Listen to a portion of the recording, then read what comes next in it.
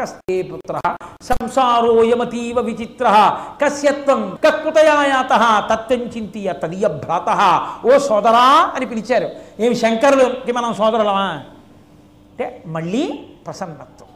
మళ్ళీ వెంటనే సోదరా అని పిలుస్తారు. అనుగ్రం, కించిత్ కోపం లేకుండా ఉండేటటువంటి స్థితి. ఉన్మృధిత కాల లాంఛనం, ఇది చాలా గొప్ప మాట సుమండి. పద్మపాదాచార్యులు వారు ఎలా వేశారో కానీ, ఉన్మృధిత కాల లాంఛనం అంటే లోకాలన్నింటినీ చంపేయడానికి బయలుదేరింది హాలాహలం. ఆ హాలాహలాన్ని శంకరుడు మృంగి తన కంఠంలో పెట్టుకున్నాడు. అప్పటి వరకు శంకరుడు తెల్లగా ఉండేవాడు. స్ఫటికమణి నిభం అని పేరు ఆయనకి. స్ఫటికమణి ఎలా ఉంటుందో అంత తెల్లగా ఉంటాడు. ఇంత తెల్లగా ఉన్న శంకరుడికో నల్లమచ్చ వచ్చింది.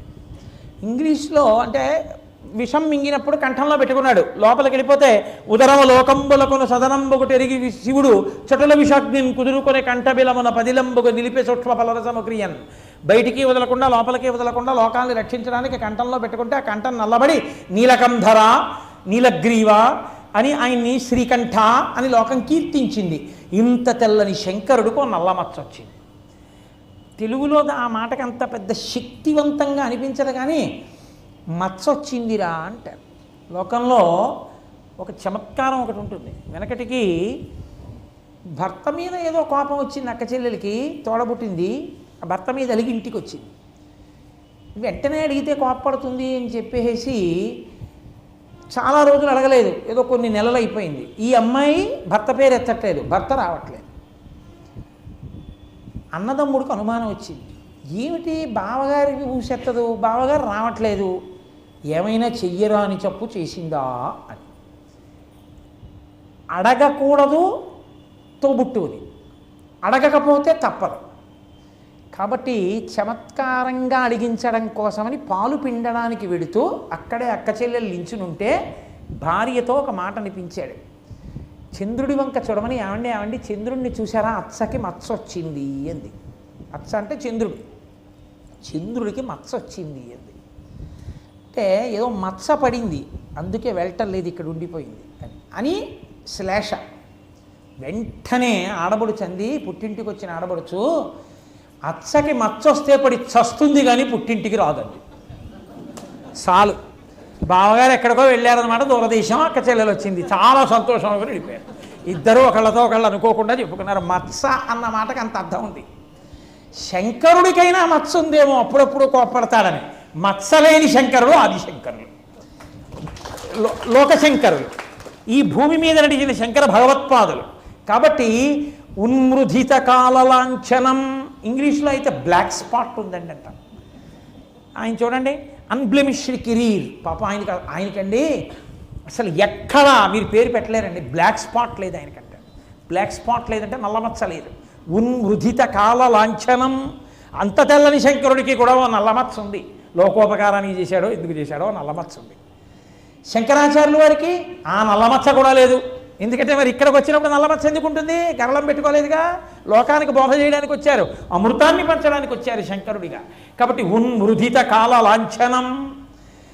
వినా వినాయకం, వినా వినాయకం, పక్కన వినాయకుడు లేనివాడు.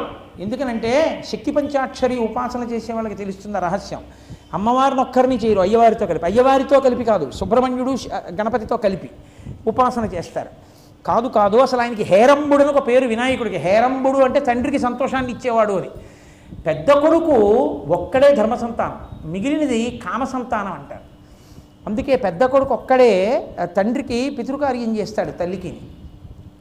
అటువంటి పెద్ద కొడుకు లోకంలో మర్యాద ఏమిటంటే, తండ్రికి గొప్ప సంతోషం ఏమిటంటే కొడుకు దగ్గర ఉండి, పెద్ద కొడుకు అందులో పక్కనుండి అన్నిటికీ శుభలేఖ మా నాన్నగారి పేరు మీద ఇవ్వండి మహానుభావుడు, అంతేకాని నా పేరు మీద రాయకండి సుమా, నాన్నగారి పేరు మీద రాయండి అని.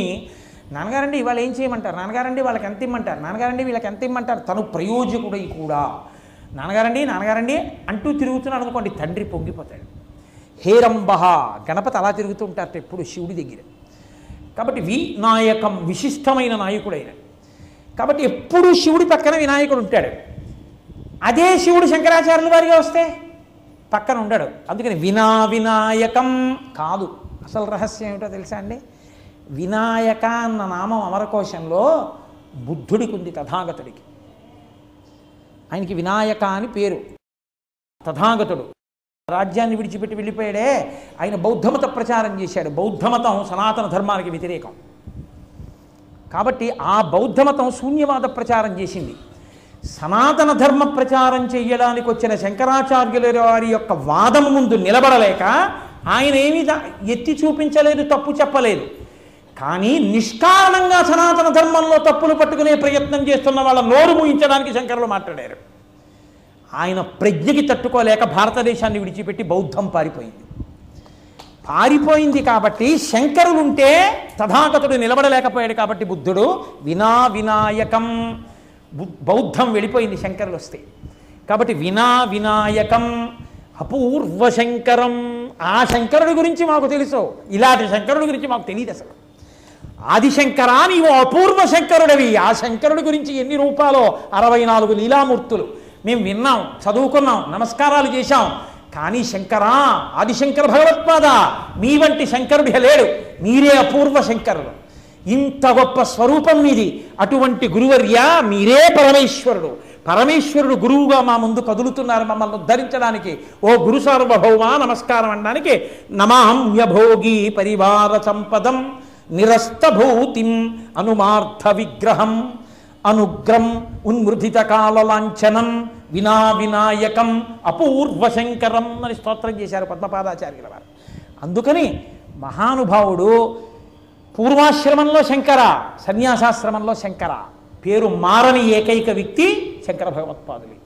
లోకమునకంతటికి బోధ చెయ్యాలి, ఆసీతు హిమాచలము పర్యటించాలి. ఆ రోజుల్లో శంకరాచార్యుల వారు 56 రాజ్యములలో పర్యటించారు. ఆనాడున్నటువంటి భారతదేశ వ్యవస్థలో 56 రాజ్యములలో 6000 మంది శిష్యులతో 3 మాటలు ఆసీతు హిమాచల పర్యంతము కేవలము పాదచారి అయి పర్యటించారు.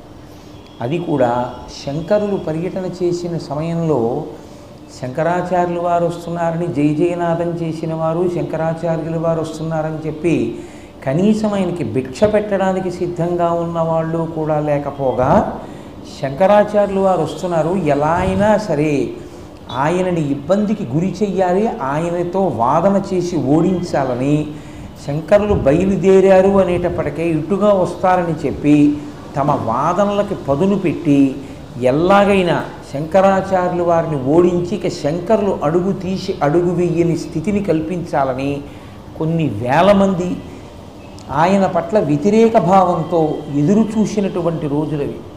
అటువంటి రోజుల్లో శంకరులు అడుగు తీసి అడుగు వేస్తే వారు ఏ రాజ్యంలో ప్రవేశించినా అక్కడ ఉన్నటువంటి వారి యొక్క అవైదిక వాదనలను ఖండించడంలో వారు ప్రేమ చూపించారు తప్ప, వారి తప్పు దిద్దారు తప్ప, నిష్కర్షగా ఎవరినో బాధ పెట్టడమో, తను గెలవాలి కాబట్టి వితండవాదన చేయడమో, తను గెలవాలి కాబట్టి తానన్నది సత్యం అవ్వాలి కాబట్టి అవతల వారిది అసత్యమని నిరూపించే ప్రయత్నం చేయడమో శంకరులు ఎప్పుడూ చెయ్యలేదు. మీరు శంకర విజయాల్ని జాగ్రత్తగా పరిశీలనం చేస్తే శంకరుల వాదన అనబడేటటువంటి సత్యం ముందు నిలబడలేకపోయాయి. మిగిలిన వాదనలు నిలబడలేక తమంత తాము పలాయనము చిత్తగించాయి. ఆ కారణం చేత ఆసీతు హిమాచల పర్యంతము శంకర భగవత్పాదుల యొక్క పాదములకు నమస్కారం చేసింది. ఆయన జీవితం వడ్డించిన విస్తరి కాదు, ఆయన నడిచినటువంటి పదం పూలబాట కాదు. కేవలం శరీరంతో ఉన్నది 32 సంవత్సరములు, చేసినది 3 సంవత్సరములు భారతదేశమంతా పర్యటన. అడుగు తీసి అడుగు వేస్తే వాదన, ఎక్కడికి వెడితే అక్కడే 72 అవైదికమైనటువంటి మతములు ప్రబలిపోయి ఉన్నాయి. ఎక్కడికి వెడితే అక్కడే వాదన.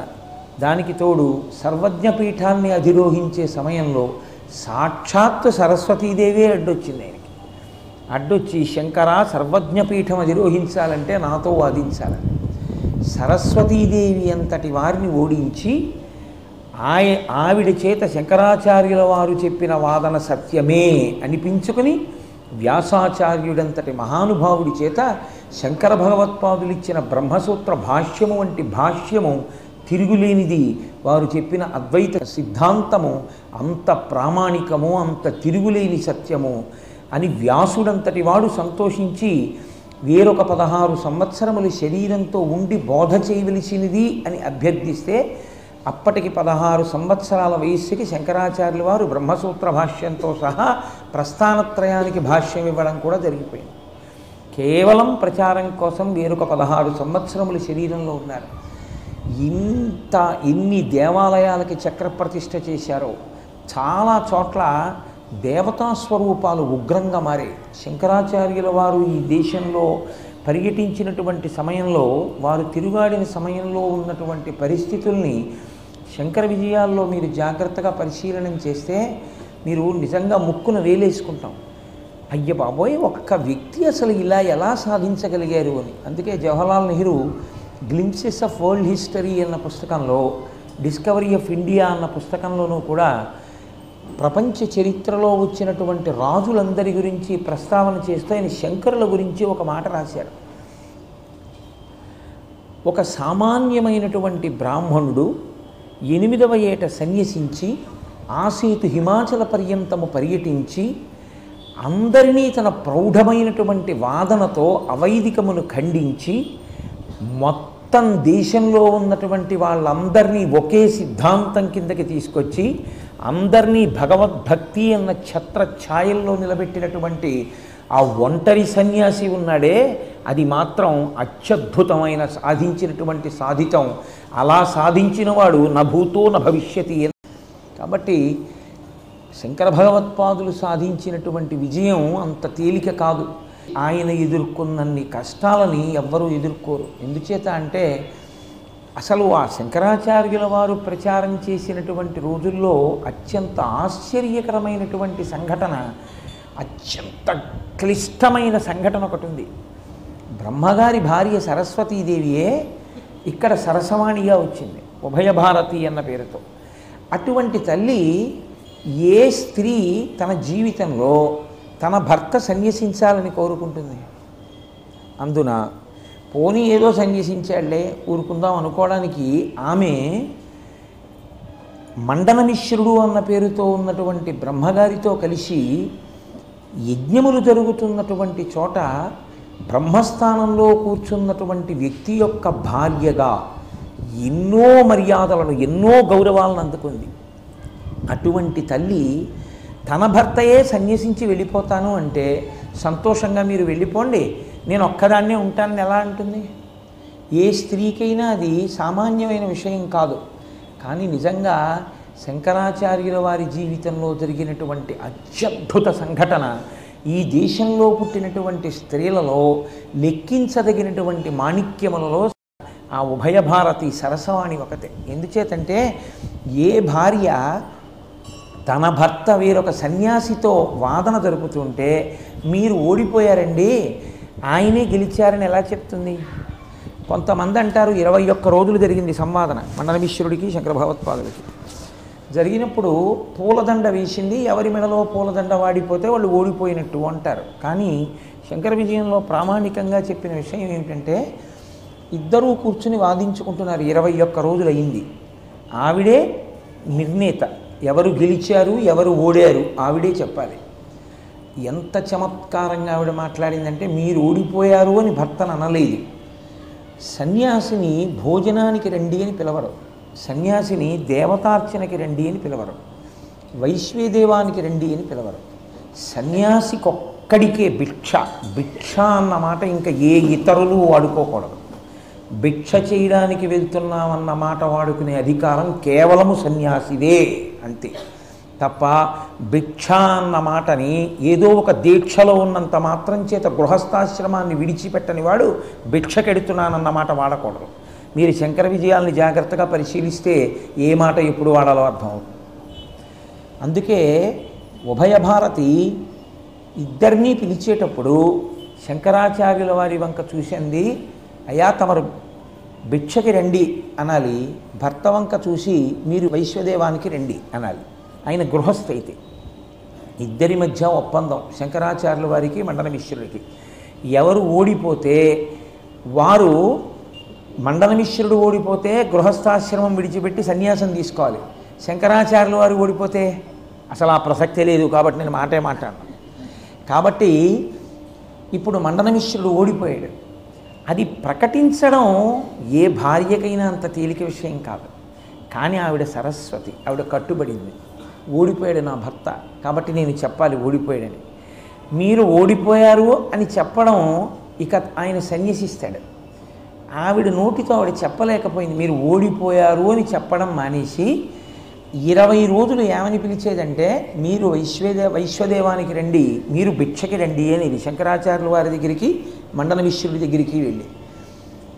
మండనమిశ్రుడు ఓడిపోయిన రోజున ఆవిడ వెళ్ళింది, ఇద్దరూ భిక్షకి రండి అంది. ఇద్దరూ భిక్షకి రండి అంటే ఇక నువ్వు గృహస్థాశ్రమాన్ని విడిచిపెట్టేస్తున్నావు, సన్యాసం స్వీకరించు, శంకరాచార్యుల వారి దగ్గర ఓడిపోయావు, కాబట్టి ఇద్దరూ భిక్షకి రండి. ఇద్దరూ భిక్షకి రండి అంది అంటే సన్యసించాడు అని గుర్తు. ఇక సన్యాసం తీసుకుంటున్నాం.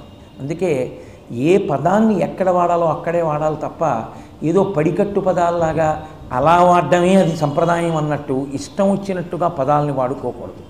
ఏదో ఒక దీక్ష తీసుకుంటే ఆ దీక్ష పరిమిత కాలానికి మాత్రమే ఉంటుంది తప్ప నువ్వు ఆశ్రమాన్ని విడిచిపెట్టలేదు. నువ్వు గృహస్థాశ్రమం విడిచిపెట్టకుండా కాషాయం కట్టుకోకూడదు. నువ్వు గృహస్థాశ్రమం విడిచిపెట్టకుండా భిక్ష పుచ్చుకుంటున్నానన్నమాట వాడకూడదు. భిక్ష అన్నమాట సన్యాసికి మాత్రమే అన్వయం. శంకర విజయాలే దానికి ప్రమాణం. కాబట్టి అంతటి మహాతల్లి ఆవిడంది, నా అవతార ప్రయోజనం అయిపోయింది, నా భర్త సన్యసించాడు, నేను వెళ్ళిపోతున్నానంది. ఇది శంకరాచార్యుల వారు ఈ దేశానికి అందించినటువంటి మహోత్కృష్టమైన కానుక. ఆయన అన్నారు, మండనమిశ్రుడు సన్యసిస్తున్నాడు, నిన్ను పంపించడం కోసం ఇక్కడికి పంపలేదు, నీవు బ్రహ్మలోకానికి వెళ్ళడానికి వీల్లేదు, నువ్వు ఇక్కడే ఉండాలి, సనాతన ధర్మ వైభవాన్ని కాపాడాలి, ఎవరెవరు వచ్చి నీ దర్శనం చేసుకుంటారో వాళ్ళందరికీ నువ్వు కటాక్షాన్ని ప్రసరించాలి, కాబట్టి నిన్ను నేను ప్రతిష్ఠ చేస్తానన్నారు. ఆవిడ ఒక చమత్కారమైన మాట. ఆవిడంది, నువ్వు నన్ను ఇప్పుడు ఇక్కడ ప్రతిష్ఠించడం కాదు, ఇక నుంచి నేను నీ వెంట నడుస్తూ వస్తూ ఉంటాను. నేను నీ వెంట నడుస్తున్నానని గుర్తు నా కాళ్ళకి ఉన్నటువంటి మంజీరములు మ్రోగుతుంటాయి. నువ్వు ఎప్పుడు వెనక్కి తిరిగి చూసావో అక్కడ నేను ఆగిపోతాను, అక్కడే నన్ను ప్రతిష్ఠ చెయ్యాలి. ఆవిడ శృంగగిరి యందు ప్రతిష్ఠ అయింది. శృంగేరి పీఠం, శారదాపీఠం, అక్కడే సరస్వతీదేవిని ప్రతిష్ఠించారు శంకరాచార్యుల వారు. అసలు ఒక రకంగా చెప్పాలంటే అక్కడ శంకరులు పీఠం పెట్టారు అనడం కన్నా సరస్వతీదేవి పీఠం పెట్టించింది అనడమే నిజమేమో. ఎందుకంటే అక్కడే శంకరాచార్యుల వారు వెనక్కి తిరిగారు. అక్కడ సరస్వతీదేవిని తీసుకొచ్చి కూర్చోబెట్టారు శంకర భగవత్పాదులు. ఈ దేశంలో సాక్షాత్తుగా శారదని తన వెంట నడిపించి, శారదని తెచ్చి వనదుర్గ మంత్రాలతో కట్టి ప్రతిష్ఠించి, ఇన్ని వేల సంవత్సరముల తర్వాత కూడా మనం శారదాకృపకి నోచుకునేటట్టుగా ఒక పీఠాన్ని ఇచ్చినటువంటి అద్భుతమైన కీర్తి ఒక్క శంకర భగవత్పాదులది. అది ఇక ఎవ్వరికీ చెల్లదు, అది ఒక్క శంకరాచార్యుల వారికే చెల్లుతుంది. కాబట్టి ఆయన మహానుభావుడు. ఆయన లెక్కలో అయితే 8 సంవత్సరాలకి పూర్తయిపోవాలి ఇవన్నీ. కానీ 8వ సంవత్సరం వరకు ఆయనకి సన్యసించే అవకాశం రాలా. అసలు మీరు శంకరాచార్యుల వారి జీవితాన్ని కొంచెం జాగ్రత్తగా పరిశీలన చేస్తే ఆయన వచ్చింది పరమశివుడు, కానీ ఆయన వచ్చింది వైదిక మత ప్రచారానికి. అంటే మనుష్యుడు ఎలా ప్రవర్తించాలో నేర్పడానికి. రామచంద్రమూర్తి ఎలా ప్రవర్తించారో శంకరులు అలా నేర్పారు. కాబట్టి ఆయనే అసలు ముందు సిద్ధాంతానికి కట్టుబడకపోతే ఆయన ఎవరికి సిద్ధాంత ప్రచారం చేస్తారు? తనకొకటి ప్రవర్తన ఉంటే కదా ఇంకొకళ్ళకి ప్రవర్తన నేర్పడం. తనకి లేని ప్రవర్తన తానెవరికి నేర్పుతారు? కాబట్టి తాను కట్టుబడాలి. ఇప్పుడు తాను కట్టుబడాలి అంటే ముందు వేదాధ్యయనం చెయ్యాలి. అవతారంలో పిల్లవాడిగా వచ్చారు కాబట్టి ఇప్పుడు వేదాధ్యయనం చెయ్యాలి అంటే ఉపనయనం జరగాలి. శంకరుల జీవితంలో అద్భుతం ఏమిటంటే ఆయన 3వ సంవత్సరం వయస్సు వచ్చేటప్పటికీ ఆయనకి స్థానికమైనటువంటి భాషలో ఉన్న సమస్త గ్రంథ పరిశీలనం అయిపోయింది. 5వ సంవత్సరానికి సంస్కృత భాషతో పాటుగా కావ్యములు, పురాణములు, వ్యాకరణము, మీమాంస సమస్తం పూర్తి చేశారు. 8వ ఏట ఉపనయనం మౌఖ్యము అంటారు. అంటే చెయ్యవలసిన ఉపనయనం యథార్థంగా అయితే తల్లి గర్భంలో పడినప్పటి నుంచి 8వ ఏటకి ఉపనయనం జరగాలి. అంటే బయటికి వచ్చేసిన తర్వాత అమ్మ కడుపులోంచి 7 సంవత్సరముల 2 మాసములు పూర్తయ్యే లోపల ఉపనయనం చెయ్యాలి. 10 మందికి మంచి మాటలు చెప్పి బ్రతకవలసినటువంటి వాడికి గాయత్రి వైభవం ఉండాలి. గాయత్రి వైభవాన్ని మింగేసేది ఏది అంటే కామము. ఆ కామము శరీరమునందు పొటమరించడం ప్రారంభమయ్యేది 8వ సంవత్సరం దగ్గర నుంచి ప్రారంభము అని. కాబట్టి 8వ ఏడు దాటిపోయే లోపల ఉపనయనం చేసేయాలి తండ్రి. బలమైన కారణములు ఏమైనా ఉంటే కౌణం అంటారు. ఒక 8 సంవత్సరములు మాత్రమే అనుగ్రహిస్తారు. 16వ ఏటు వరకు చాలా బలమైన కారణాలు ఉంటాయి. 16 తర్వాత ఉపనయనం చేసినా ఒకటి, చెయ్యకపోయినా ఒకటి. కానీ చెయ్యొద్దు అని అనకూడదు కాబట్టి. కానీ నిజానికి శాస్త్రీయంగా చూస్తే 16 తర్వాత ఇక గాయత్రి పట్టివ్వదు. కానీ ఆ దోషం ఎవరి ఖాతాలో వేస్తారంటే తండ్రి ఖాతాలో వేస్తారు. ఎందుకంటే పుట్టినటువంటి కొడుకుకి చెయ్యవలసినటువంటి ఉపనయనాన్ని చెయ్యవలసిన వయసుకి చెయ్యనటువంటి పాపం తండ్రిదే అధికారం. కాబట్టి చెయ్యాలి ఉపనయనం. శంకరాచార్య స్వామి వారి పట్ల భక్తి ఉండడం, శంకరాచార్య స్వామి వారి పట్ల మనం విధేయతతో ప్రవర్తించడం అంటే కొడుకులున్న వాళ్ళు సక్రమమైన వయస్సుకి ఉపనయనం చేయడమే. శంకరాచార్యుల వారంతటి వారు ఉపనయనాన్ని చేసుకున్నారు. అసాధారణ ప్రజ్ఞాశాలురైనటువంటి వారికి 5వ ఏట చేసేస్తారు. ఎందుకంటే సమయం వృధా అయిపోతుంది కాబట్టి 8 వరకు ఆపితే 5వ ఏట ఉపనయనం చేస్తారు. శంకర భగవత్పాదులకి జరిగింది. అలా ఉపనయన సంస్కారం పొందితే తప్ప వేదాధ్యయనం చెయ్యకూడదు కాబట్టి ఉపనయనం చేసుకుని వేదాధ్యయనానికి వెళ్ళాడు మహానుభావుడైన. అంటే శాస్త్రాన్ని పాటించడంలో ఎంత మర్యాద చూపించారో చూడండి. అందుకే 1000 మాటలు చెప్పడం కన్నా 100 ఉపన్యాసాలు చెప్పడం కన్నా ఒక్క ధర్మాన్ని అనుష్ఠించడం గొప్పది. తాను అనుష్ఠించకుండా కేవలంగా ఉపన్యాసాలు చెప్పడానికి పరిమితం అయితే ఏ ప్రయోజనమూ ఉండదు. పరోపదేశ వేళాయాం సర్వే వ్యాసపరాశరాహ అనే సూక్తి. ఇంకొకటికి చెప్పవలసి వస్తే ప్రతివాడు వ్యాసుడు పరాశరుడే. నువ్వు ఎవరికి ఎంత చెప్పావన్నది కాదు, నువ్వు చెప్పే దాంట్లో ఎంత నువ్వు అనుష్ఠిస్తూ ఉంటావు, నువ్వు ఎంత పాటిస్తూ ఉంటావు అన్నది అత్యంత ప్రధాన.